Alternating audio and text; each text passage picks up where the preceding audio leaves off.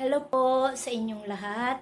Ako po si Jay Magarfi. Nag-aanyaya po sa inyo na panoorin niyo po ang OHC video sapagkat kung kayo po ay may mga katanungan at medyo naguguluhan, lalong-lalo na po sa patungkol sa Torah, dito po masasagot ang inyong mga katanungan.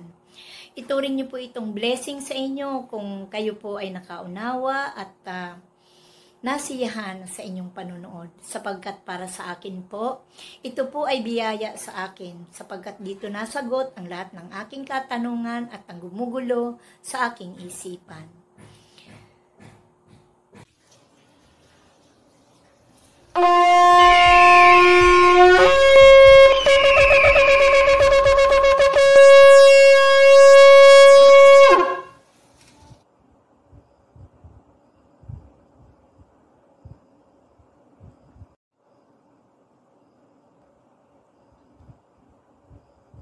Masayang bati mga Ophirians. Tayo ay magpapatuloy na sa pangalawang segment ng Gihon River. Mariin po naming ipinapayo huwag tatalon sa video na ito kung hindi napanood ang introduction video at ang unang segment ng Gihon River bilang foundation. Sa mga binabaliwala ang mga instruction namin, para po kayong tumalon sa algebra at physics na hindi pa alam ang basic mathematics. Yan po ang aming napapansin sa karamihang irrelevant na komento.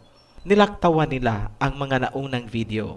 Dumiretso na sila sa 2 witnesses. We have 42,000 views sa part 1 ng 2 witnesses at 34,000 sa part 2. Ngunit ang mga preparatory videos ay hindi pa umabot sa kalahati. Ibig sabihin, mahigit kalahati ang lumaktaw sa foundation kaya hindi nila naintindihan ang 2 witnesses. Sa Rivers of Genesis series, kapag nilaktawan din ang basic or introduction video, wala nang saysay ang mga susunod na video. Nasa description po ang mga links na dapat ay napanood na bago dumiretso sa segment na ito. Ang part 1 ay Introduction to Rivers of Genesis. Ang part 2A naman ang first segment ng Gihon River.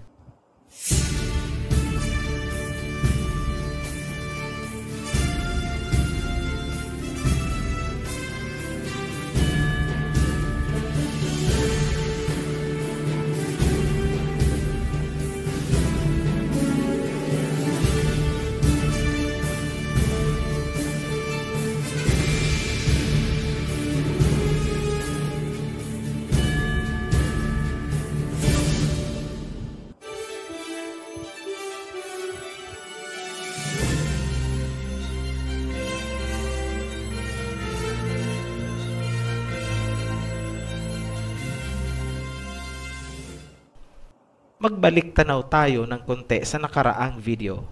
May 3 pangyayari sa Biblia kung saan nababanggit ang gihon. Una ay sa Genesis kung saan ito ay sinasabing nasa land of Cush. Pangalawa ay sa Jubilees chapter 8 kung saan sinasabi na ang southern waters ng Gihon at ang territorial boundary ni Shem ay magtatagpo bago lumiko ang boundary papuntang silangan tungo sa Garden of Eden. Ang pangatlo ay ang may kaugnayan kay King Solomon na nasusulat naman sa 1 Kings at sa Chronicles. Kung ating natatandaan, ang Gihon Spring ng Israel na tinatawag ngayong Fountain of the Virgin ay binabaliwala ng mga Bible scholars. Kanilang sinasabi na hindi daw ito ang Gihon na nakasulat sa Genesis dahil ito daw ay isa lamang maliit na spring at hindi river. Sa ating pagsasaliksik, gamit bilang patnubay ang salita ni Propeta Isaiah, napag-alaman natin ang isang river system ay may 3 bahagi o parte. Ang una ay ang source o pinagkukunan ng tubig, pangalawa ay ang mga channel networks o mga lagusan ng tubig, at pangatlo ay ang mga exit o drainage ng tubig. Baon ang kaalamang yan, hinanap natin ang gihon ayon sa paglalarawan na binigay ng Biblia. Ang river system ay binubuo ng mga fountains or geysers, valleys or depressions, at pools, ponds or lakes, kaya ito ay tinawag na gihon. Ayon sa Genesis, ang gihon ay matatagpuan sa land of Cush na nasa Africa.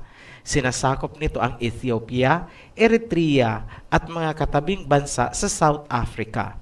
Sa mga lugar ding ito natin matatagpuan ang mga kamangha-manghang mga geological formations na hindi maitatanggi na katangian ng Gihon River System.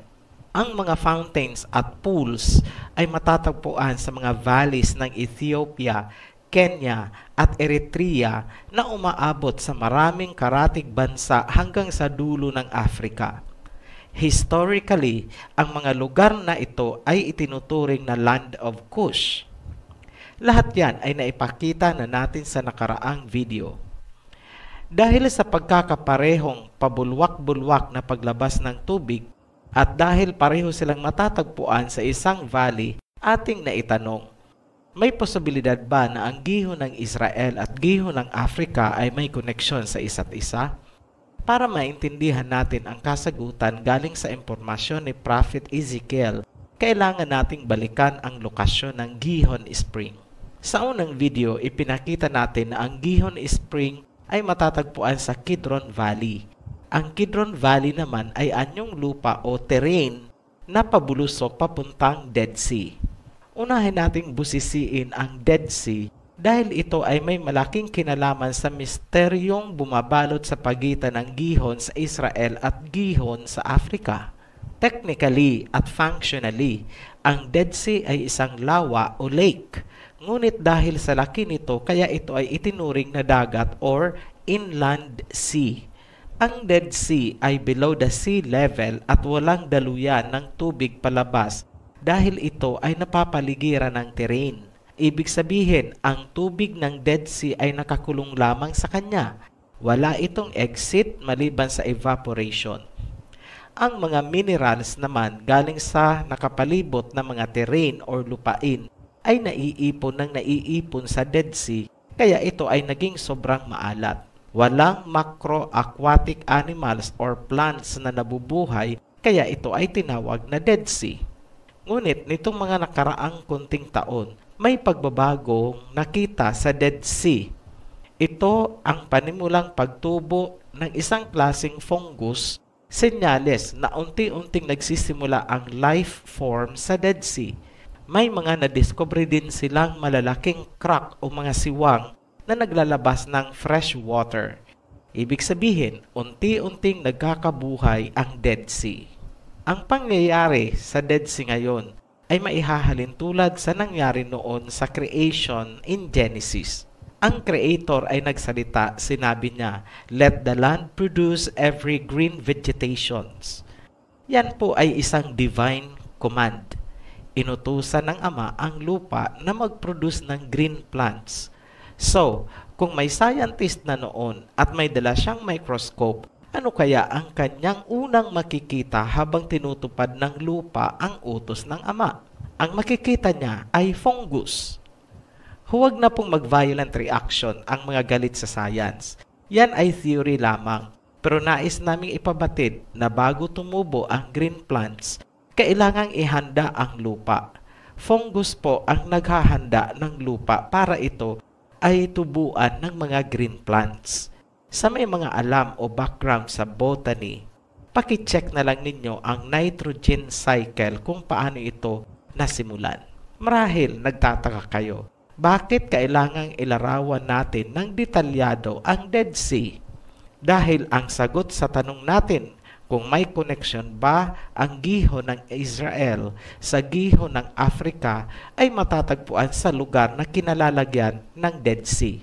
Sa madaling salita, ang Dead Sea ang susi upang mabuksan ang misteryo ng Gihon River System. Inaamin natin na ang pagkakapareho ng kanilang mga katangian ay hindi sapat na basehan para masabi na sila ay magkarugtong o iisa lamang. Ano ang nag-uugnay sa gihon ng Israel at gihon ng Africa para masabi natin na sila ay konektado nga at iisa lamang? Ito ay ang Dead Sea at ang Rift Valley. Sino po ang may sabi sa atin? Si Prophet Ezekiel. Yan ay matatagpuan sa Ezekiel chapter 47. Sa mga may idea tungkol dito sa Ezekiel 47, alam namin na kukontrahin nyo agad ang aming sinabi. Sasabihin nyo na hindi ang Gihon River ang tinutukoy niyan. Ngunit tahasang sinasabi ng Ophirian Heritage na ang tinutukoy ni Propeta Ezekiel ay walang iba kundi ang Gihon River ng Genesis. Paano po namin yan nasabi? Simple lang. Kapag sinundan mo ang sinasabi ni Propeta Ezekiel, hahantong ka sa land of Cush ng Africa. Matatagpuan mo ang eksaktong mga landmarks na binigay ni Propeta Ezekiel hanggang umabot ka sa En-Eglaim na hanggang ngayon ay hindi alam ng mga eksperto sa Biblia. Ngunit, yan ay ipinabatid na sa atin at napakasimple lamang sa mga taong bukas ang isipan. Basahin natin ang Ezekiel chapter 47. The man brought me back to the entrance of the temple, and I saw water coming out from under the threshold of the temple toward the east, for the temple faced the east. The water was coming down from under the south of the temple, south of the altar. Verse 8. He said to me, These waters go out toward the eastern region and flow down into the Rift Valley, or Araba. When they enter the Dead Sea, where the sea is stagnant, the waters become fresh. Verse 9. Every living creature which swarms where the river flows will live. There will be many fishes, for these waters flow there. It will become fresh, and everything will live where the river flows. Verse 10. Fishermen will stand along the shore, from En-Gedi to En-Eglaim. There will be places for spreading nets.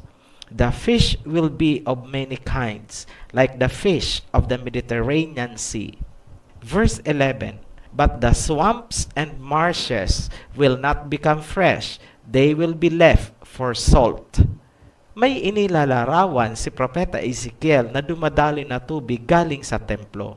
Alam natin na sa hanggang ngayon, ang aktwal na lokasyon ng original temple ay pinagdidebatihan pa.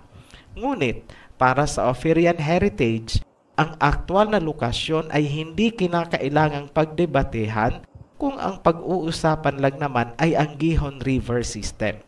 Ito ay dahil ang mismong Old City of Jerusalem ay nasasakop ng subterranean network ng Gihon.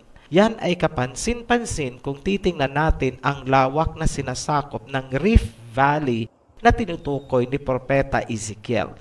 Ang Gihon Spring na naandyan pa rin hanggang ngayon at tinawag na Fountain of the Virgin ay isang maliit na hibla lamang ng natural water network ng Gihon. Ano ang kahalagahan ng maliit na Gihon Spring sa ating paghahanap ng Gihon River System?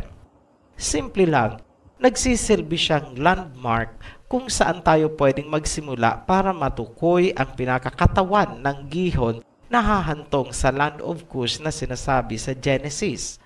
Sa kasalukuyan, pinaniniwalaang ang templo ay itinayo sa Temple Mount kung saan makikita ang Dome of the Rock sa ngayon. Isa-isahin na po natin ang talata. Nasusulat sa verse 8, He said to me, These waters go out toward the eastern region and flow down into the Rift Valley. When they enter the Dead Sea, where the sea is stagnant, the waters become fresh. Ibig sabihin, ang templo ay nakatayo sa ibabaw ng isang water network na konektado sa isang Rift Valley kung saan ang Dead Sea ay isang mahalagang landmark. Tandaan po natin na ang iba't ibang parte ng Gihon River System ay binubuo ng valley, pools, and fountains. Kung titingnan natin ang geography sa paligid ng Dead Sea, napakalinaw na ang tinutukoy ni Propeta Ezekiel ay ang Jordan Rift Valley na tinatawag ding Syro-African Depression. Kung sasaliksikin natin, ang Rift Valley ay isang mahabang geological formation na sumasakop sa Sea of Galilee, Jordan Valley, Dead Sea, Araba Depression, Gulf of Aqaba, and finally pababa sa Red Sea. Ang Jordan Rift ay isang bahagi lamang or segment ng tinatawag na Great Rift Valley or East African Rift Valley. Sa larawan po, pinapakita natin ang Dead Sea para po may idea kayo kung ano ang itsura niya. Malamang, sa bahaging ito pa lamang, nagliliwanag na sa inyo ang koneksyon ng Gihon Spring sa mas malaking Gihon River System na umaabot hanggang Africa. Mamaya na natin itutuloy ang sa Africa. Bumalik muna tayo sa Israel para sa iba pang detalye. Alamin natin kung ano-anong geological structures ang nakapaligid o nakalinya sa Rift Valley na tatawagin na natin ngayon na Gihon River System. May mga watershed o pinagkukunang tubig na bumubuhos sa Jordan Rift Valley. Sa silangang bahagi ay ang Golan Heights at sa hilagang bahagi o north ay ang Mount Hermon. Ang Golan Heights ay isang plateau na may average na taas na 1,000 meters ayon sa Wikipedia. Tumatagas mula sa loob ng Rocky Mountain na ito ang tubig gaya ng nakikita nyo ngayon sa larawan. Yan po ay isang aktwal na larawan galing sa Golan Heights. Ang Mount Hermon naman ay mas mataas na bundok kung saan ang tuktok nito ay may mga snow. Sa larawan po na inyong nakikita, yan po ang Mount Hermon. Ang larawan po na yan ay aktwal nakuha sa Mount Hermon. Yan ay ilan lamang na pagpapatunay na ang bundok ng Mount Hermon at Golan Heights ay bahagi ng Gihon River System. Balikan po natin ngayon si Prophet Ezekiel. Verse 9, every living creature which swarms where the river flows will live. There will be many fishes, for these waters flow there. It will become fresh, and everything will live where the river flows. Verse 10, fishermen will stand along the shore. From En-Gedi to En-Eglaim, there will be places for spreading nets. The fish will be of many kinds, like the fish of the Mediterranean Sea. Ang salitang En-Gedi or En-Gedi ay nangangahulugang Spring of the Kid. Ito ay matatagpuan sa kanlurang bahagi ng Dead Sea malapit sa Masada at Qumran Cave. Isa itong popular na nature site ng Israel kung saan matatagpuan ang David Falls na nanggagaling sa gilid ng Dead Sea. Tungkol naman sa En-Eglaim, walang makatukoy kung saan ang lugar na ito. Walang ganong lugar sa Israel. Ibig sabihin, kung wala talagang lugar sa Israel na literal o simbolikong tumutugma sa salitang En-Eglaim, mas malamang na ang lugar na yan ay wala nga sa Israel. Ganun lang po kasimple ang ating analysis. Simulan natin ang paghahanap mula mismo sa kahulugan ng salitang En-Eglaim para malaman natin ang tinutukoy ni Propeta Ezekiel. Makikita niyo po sa screen galing sa Hitchcock's Bible Names Dictionary, ang En-Eglaim ay nangangahulugan ng eye or fountains of cubs. Isa pang reference ay matatagpuan sa Strong's Hebrew. Ang word origin ng En-Eglaim ay ayin and eagle. Definition, spring of two cubs, a place on the Dead Sea. Ang mas relevant na lumalabas na kahulugan ngayon kung pagsasamahin natin ang dalawa ay spring, fountain, at eye, mata. Balikan natin yan mamaya dahil babasahin muna natin ang pagpapatuloy ng talata ni Propeta Ezekiel. Verse 11, but the swamps and marshes will not become fresh, they will be left for salt. Tandaan natin na ang inilalarawan ni Propeta Ezekiel ay isang mahabang lugar, isang valley na nagmumula sa Israel pababa hanggang Red Sea. Nasa labas na siya ngayon ng Israel at kanya lamang sinabi na mula En-Gedi ng Israel hanggang En-Eglaim ay para ibigay ang kanyang direksyon. Nasa ibaba na siya ngayon ng Great Rift Valley sa bahagi ng Africa. Dito natin hahanapin ang mata at ang two ponds or springs na tinatawag na En-Eglaim ni Propeta Ezekiel. Inaabot daw ito ng tubig, kaya maraming isda or swarms at mga hayop. Ang palatandaan o landmark ay ang swamp kung saan natatambak ang asin ayon kay Propeta Ezekiel. Bago natin ipakita ang satellite image ng inilalarawan ni Propeta Ezekiel, pakiusap sa mga may kalikutan ang imagination. Huwag pong gagawan ng kung ano-anong istorya itong bagong kaalaman na inilalabas ng Ophirian Heritage. Alam namin na Ophirian Heritage ang kauna-unahang maglalabas nito dahil wala po kayong matatagpuan na anumang impormasyon na gaya ng aming sinasabi. Tingnan mabuti ang larawan na aming pinapakita sa screen. Yan po ay isang satellite image kung saan kitang-kita natin kung ano ang inilalarawan ni Propeta Ezekiel. Pansinin ang kabuuan ng Africa, yung hugis ng kanyang landmass. Ito ay ulo ng isang hayop, may leeg, may sungay at may mata. Yung sungay ang tinatawag ngayon na Horn of Africa. Bandang ibaba ng mata ay dalawang pond o pool. Yan ang sinasabi ng Propeta Ezekiel na En-Eglaim. At para masiguro na hindi tayo nagkakamali, ito po ang swamps na puro asin ang laman. Matatagpuan sa Danakil Valley or Depression na nasa loob din ng Great Rift Valley na sinasabi ni Propeta Ezekiel. Yan ang landmark, kaya sigurado na nasa tama tayong direksyon ayon sa kanyang salita. Napakasimple lang naman po, di ba? Parang hindi kayo makapaniwala na ganun lang kadali intindihin ang Biblia. Walang maraming paligoy-ligoy. Pansinin na kung ang En-Gedi ng Israel ay nauugnay sa asin ng Dead Sea, ang En-Eglaim naman ay nauugnay din sa asin sa Africa. Isa lamang yan sa pagpapatunay na iisa lamang ang gihon ng Israel at gihon ng Africa dahil ito ay Great Rift Valley ayon mismo kay Propeta Ezekiel. Dalawa na lang ang hinahanap natin sa mga sinasabi ni Propeta Ezekiel.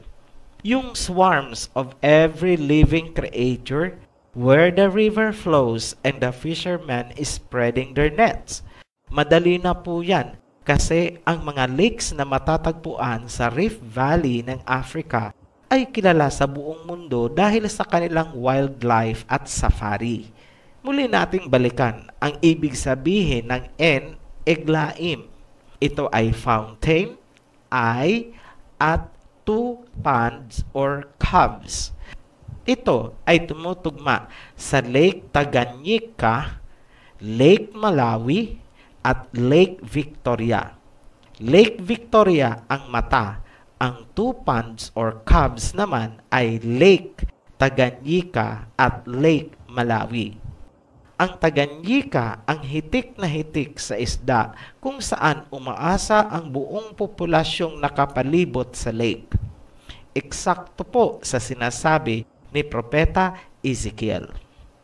Ang mga swarms of living creature na sinasabi ni Propeta Ezekiel ay hindi maikakaila na tumutukoy sa wildlife ng mga lakes na matatagpuan sa Rift Valley. Isa-isahin po nating ipakita. Yung nasa larawan po, ito yung En-Eglaim o parte ng En-Eglaim. Ang Lake Tanganyika, makikita nyo po, napakaraming mangingisda, maraming bangka. Tumutugma po lahat yan sa sinasabi ni Propeta Ezekiel. So, kumpleto na po ang ating pagsasalarawan ng sinasabi ni Propeta Ezekiel. Bilang summary ng segment na ito, tandaan po natin na ang mga katangian ng Gihon River System ay lahat natagpuan sa Great Rift Valley na sinasabi ni Propeta Ezekiel. Mula sa Dead Sea sa Israel hanggang dulo ng Africa. Sa makatuwid, ang Great Rift Valley ay ang Gihon River System. Ano ang ating naging katibayan? Number 1, nasa loob ng Rift Valley na sinasabi ni Propeta Ezekiel ang mga fountains or geysers, pools or ponds o mga lakes na katangian ng Gihon. Ang pangalawang katibayan na nasa tama tayong direksyon ayon kay Propeta Ezekiel ay ang Swamp of Salts na bahagi ng Great Rift Valley at matatagpuan sa Eritrea na bahagi ng lupain ni Cush.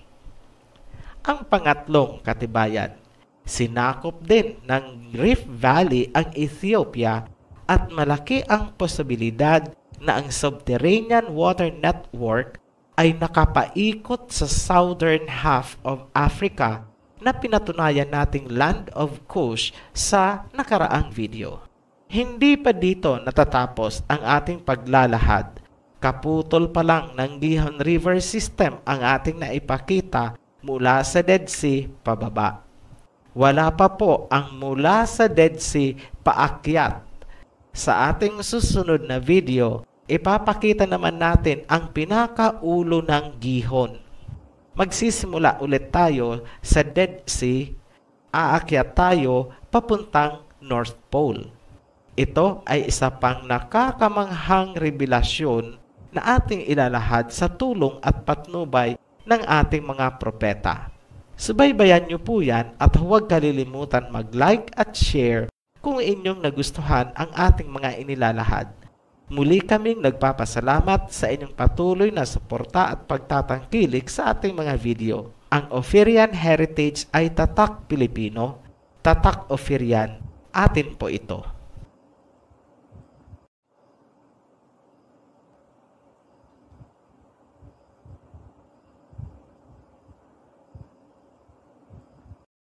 Kung kayo po ay naliwanagan at nasiyahan sa inyong mapapanood, paki-like and share lang po. Follow the link po. Nasa baba lang. Thank you po.